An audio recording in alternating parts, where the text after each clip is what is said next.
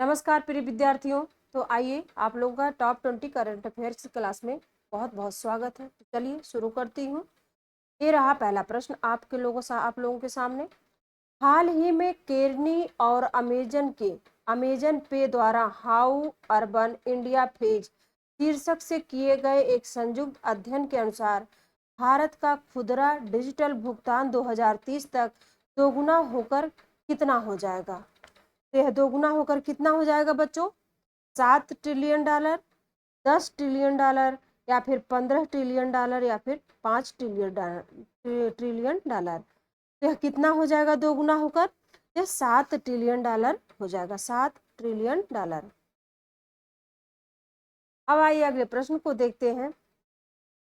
14 जुलाई 2024 को स्पेन के Carlos Alcaraz ने विंबलडन टेनिस में किसे हराकर पुरुष एकल खिताब जीता है? तो किसे हराकर पुरुष एकल खिताब जीता इन्होंने? रोजर फेडरर को, नोवाक जोकोविच को, जॉन मैकेनरो को, या फिर एंडी मरे को। तो किसको हराकर इन्होंने पुरुष एकल खिताब जीता बच्चों? यह जीता है इन्होंने रोजर फेडरर को हराकर, नोवाक जोकोविच को हराकर जीता है। अब आइए देखते हैं अगले प्रश्न को।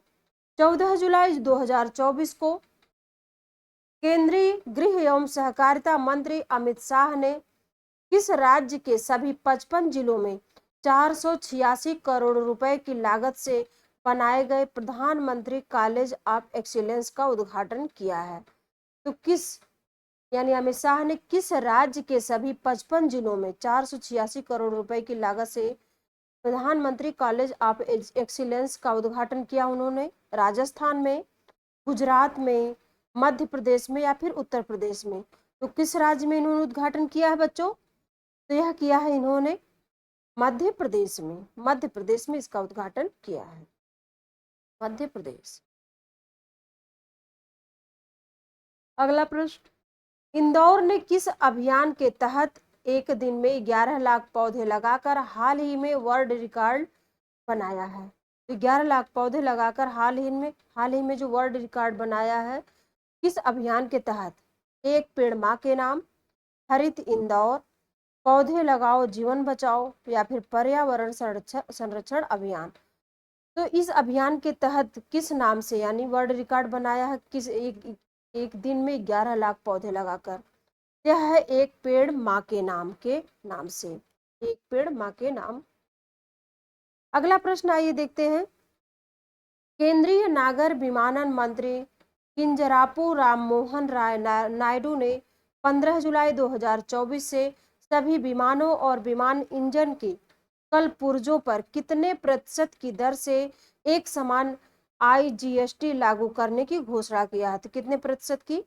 3%, 5%, 8%, या फिर 18%? तो कितने प्रतिशत की दर से IGST लागू करने की घोषणा किया उन्होंने?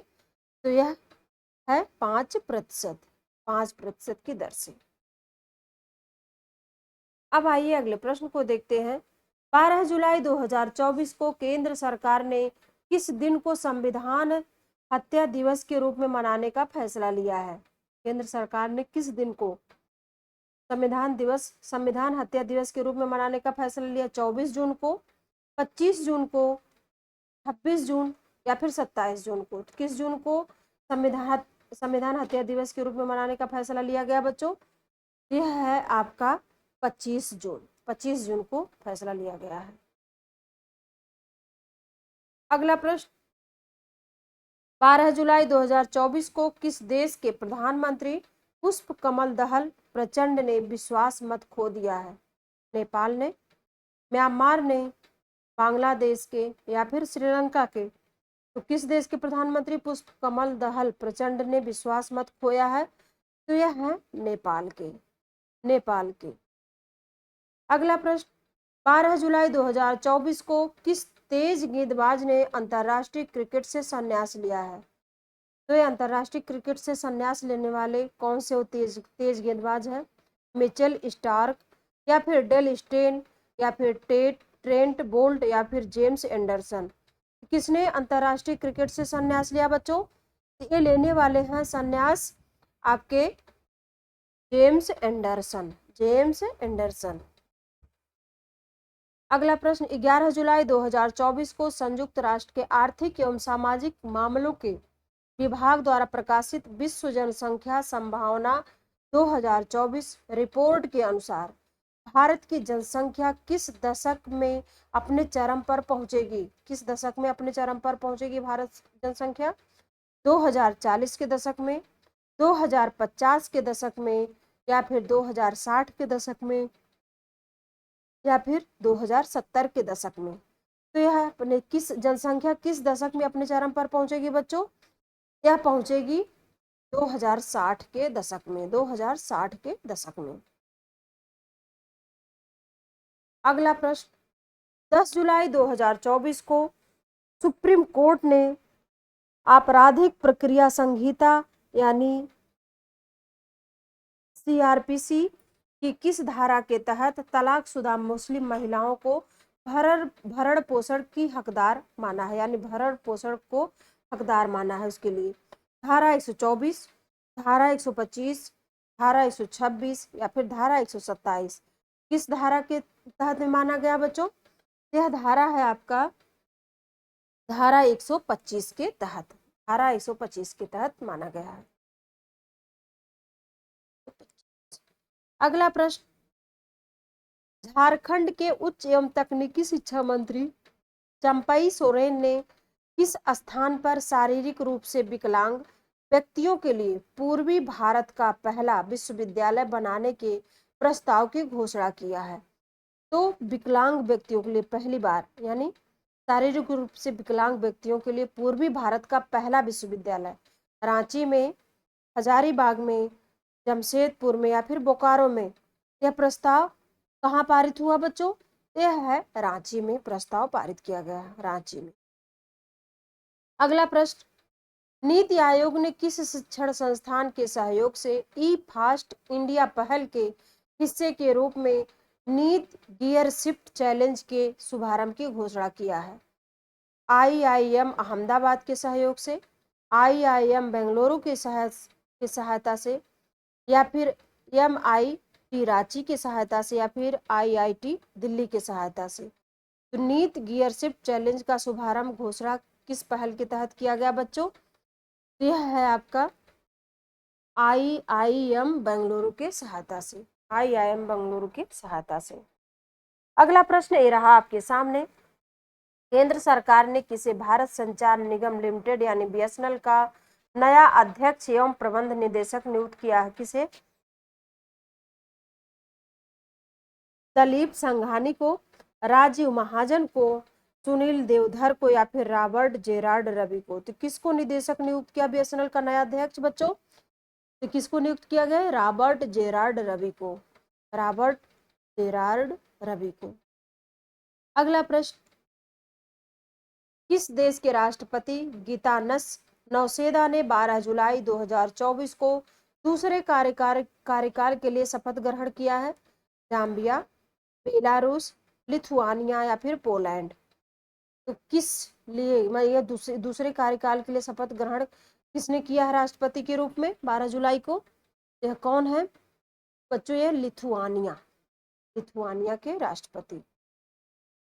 अगला प्रश्न आइए देखते हैं, पत्तन पोत परिवहन एवं जलमार्ग मंत्रालय ने रेंज्ड सेमीमेंट्स के मूल्य निर्धारण पर एक शोध प्रस्ताव को मंजूरी दी है।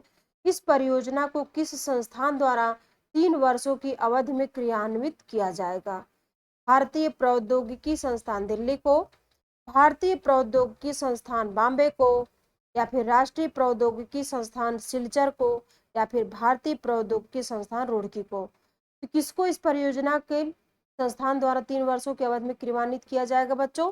तो वह संस्थान है आपका भारतीय प्रौद्योगिकी संस्थान बॉम्बे को, बॉम्बे को। अगला प्रश्न आइए देखते हैं, 11 जुलाई 2024 को केंद्रीय गृह मंत्रालय ने पूर्व अग्निवीरों के लिए केंद्रीय सशस्त्र पुलिस बलों यानी सीएपीएफ में रिक्तियों के लिए कितने प्रतिशत आरक्षण की घोषणा किया है? 12%, 10%, 8% या फिर 15%? कितने प्रतिशत रिक्तियों के लिए प्रतिशत आरक्षण की घोषणा किया बच्चों? तो यह 10%। 10%। 10%। अगला प्रश्न, हाल ही में भारतीय प्राणी सर्वेक्षण के वैज्ञानिकों ने अरब सागर के किनारे केरल के कुलंगरा मत्स्य बंदरगाह से गहरे जल में रहने वाली डाग फिश शार्क की कौन सी नई प्रजाति की खोज किया है? तो है ये है स्केल्स स्केल्स कार्ली का, स्केल्स गोल्डी का, या फिर स्केल्स एंटार्क्टिका का, या फिर स्केल्स हिमा का। तो किस नई ये जो डागफिश शार्क है उसकी किस नई प्रजाति की खोज की गई बच्चों? यह है आपका स्केल्स हिमा की नई प्रजाति की खोज की गई है। आइए अगले प्रश्न को देखते हैं। 10 जुलाई 2024 को किस प्रदेश की सरकार ने वीवीआईपी लोगों को ले जाने के लिए चैलेंजर 3500 जेट विमान खरीदने के प्रस्ताव को मंजूरी दी है? मध्य प्रदेश ने, राजस्थान ने, उड़ीसा ने, या फिर उत्तर प्रदेश ने? किस राज्य ने मंजूरी दी है इस प्रस्ताव के लिए? किस राज्य ने?